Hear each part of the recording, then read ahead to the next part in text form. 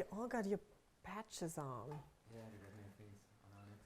So Conchita, we have only 10 minutes, so I'd Yeah. like to start. Could you please tell me how does your days look like now? Because I believe you're like all days are packed with meetings, with interviews and stuff like that. Yes, my days are now like actually since a year they're kind of similar, you know.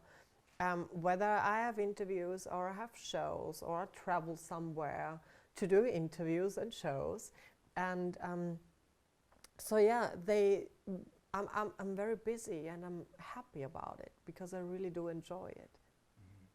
You've seen regards from Lithuania, Yes. you've seen our delegates. Do you have something to wish for like young people like they who would like to win Eurovision contest? Oh well, I Or wish some them advice, yeah. wish them all the best, and I think you know, I'm not really good giving advice because I think they all know what to do. You know, they know how to sing, they know how to perform, so they got it all. I think the best thing, what you should concentrate on is authenticity. Do what you really feel comfortable with.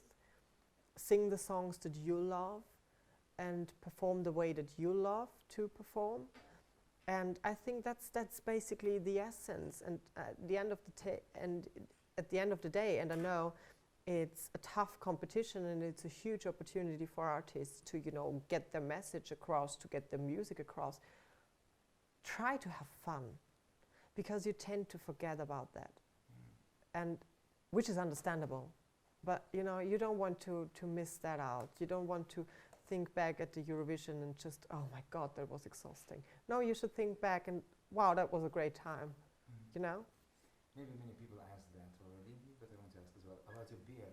As I understand, it's not only a part of your image, but it's a symbol as well, a big symbol. Can you tell more? Well, in first case, it's quite boring. It's just the way I feel the most beautiful, you know? So that's why I have the beard. And after that decision, I realized that this beard is actually way more than I thought. People really start to discuss about why she got a beard, or why would she not just, why wouldn't she shave because she wants to be a woman on stage, you know, as a drag artist. Many drag queens, they ain't have a beard, you know, so this is just a form of drag art, to be a bearded lady, and I didn't invent it. But it's basically, at the end of the day, I just wouldn't understand why people get so into this topic, you know, so emotionally about it. And I thought, well, okay, if I mean, I know a bearded lady is not a common thing, but why I'm not allowed to be who I want to be? Why do I have to please you? It's not your life, you know? So my parents raised me with simple rules. Be respectful and don't hurt anybody. And you can, the rest is almost up to you, you know? So this is something that I really was going for after I realized that people really make an issue out of the beard. Well, Conchita, you're not only Europe Life famous artist, you're also a symbol for tolerance and human rights, of course, these days. And I wanted to ask, you are a young person, does it ever get tiring? Because there's loads of responsibility. There are many young people looking up to you, so you always have to think, what you say, how you behave, all those things. So are there days where you wish, you were somewhere else and you were someone else? Well, no. I love to be myself and I love to live the life I live. I don't feel any pressure or responsibility because I never promised anything, you know.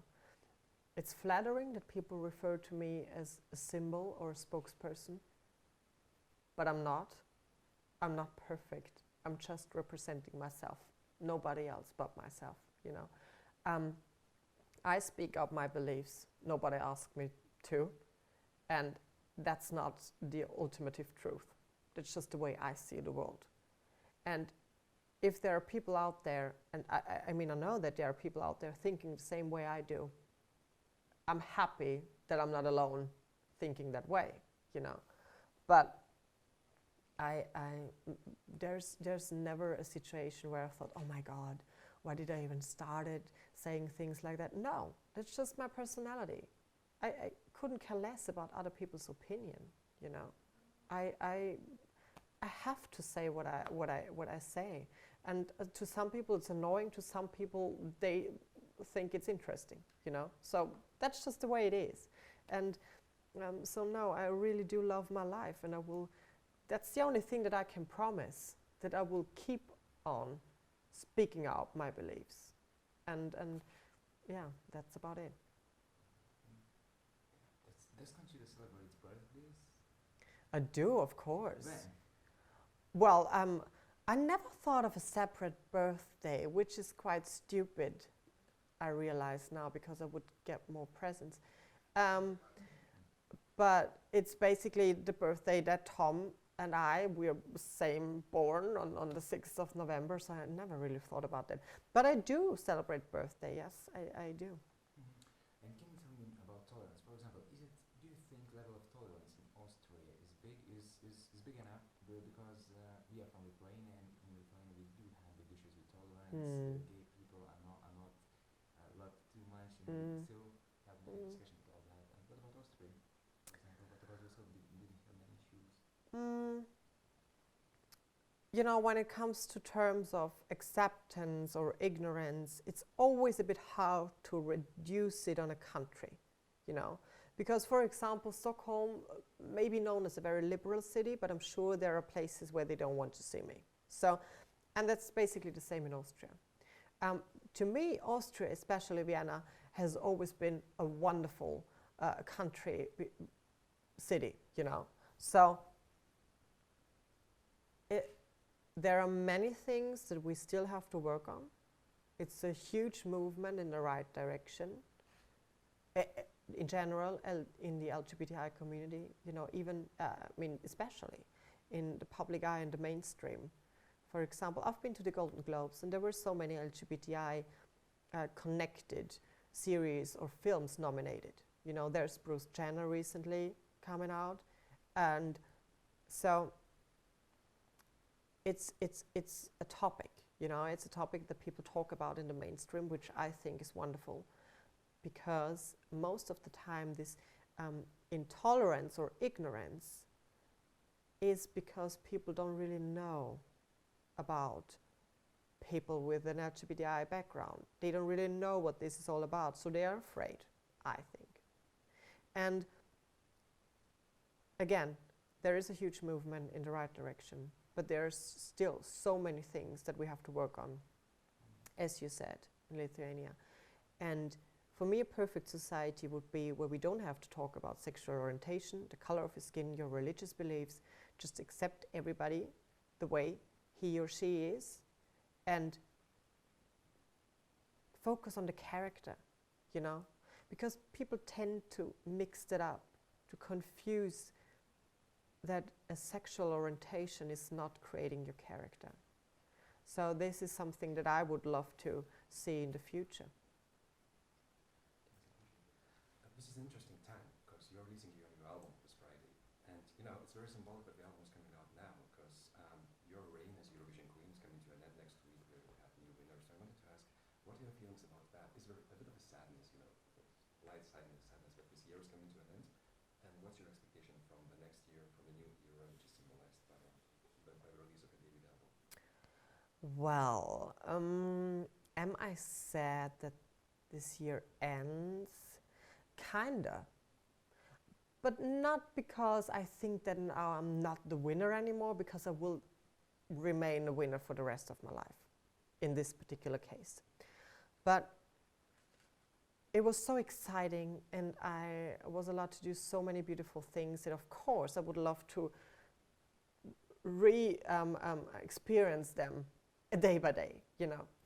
But and I have to be honest, sitting there in January and like, okay, so what we're gonna do after Eurovision? And now I know, with the album coming up tomorrow, with my book being released in different languages, after Eurovision I have a little break, we're going holiday, and after that break, they keep me busy, like the rest of the year was. And that's great. I love it. You know, I love to travel the world, which I will do. I will promote my album on the whole globe. I will promote my book on the whole globe, and that's a huge honor. That's something that I accept very thankfully, and I don't take it for granted, you know. I really will work very hard that I'm able to live like this for the rest of my life. Could you tell that, for example, now you're very... Last question. Yeah, well, just with you. Could you tell that you're way stronger than, let's say, you used to be 1.5 years ago? And as well, can you say what you did in this album? Well, when it comes to strength, I think in the best case, we grow day by day. And this is basically what I feel, that I grow day by day. I learn so many things through every conversation, through every meeting I have, and I don't know, all the places that I'm allowed to visit. I get inspired and becoming a better and better and better version of myself. So this is something that I wanted to achieve, and that I'm still working on it. I think that's a lifetime progress to really become the best version of yourself, you know. When it comes to the album, that was a long journey for me, which I really embraced and loved. I enjoyed taking the time that I needed, you know. Many people are waiting for a year now to hear new music. And that's flattering, because they could have said, well, I don't care. The next winner's around the corner, we'll hear her or his record. So that's very nice, and that's something that I'm thankful for. And I'm thankful for the fact that I managed to create an album which entertains me and which is my favorite album, you know. And I think that's the first step for me. That's the concept of being maybe, hopefully, successful. I really have to love what I do. Without that, you can't lie to the audience, you know. And yourself. Exactly. Thank you. Thank you. Thank you.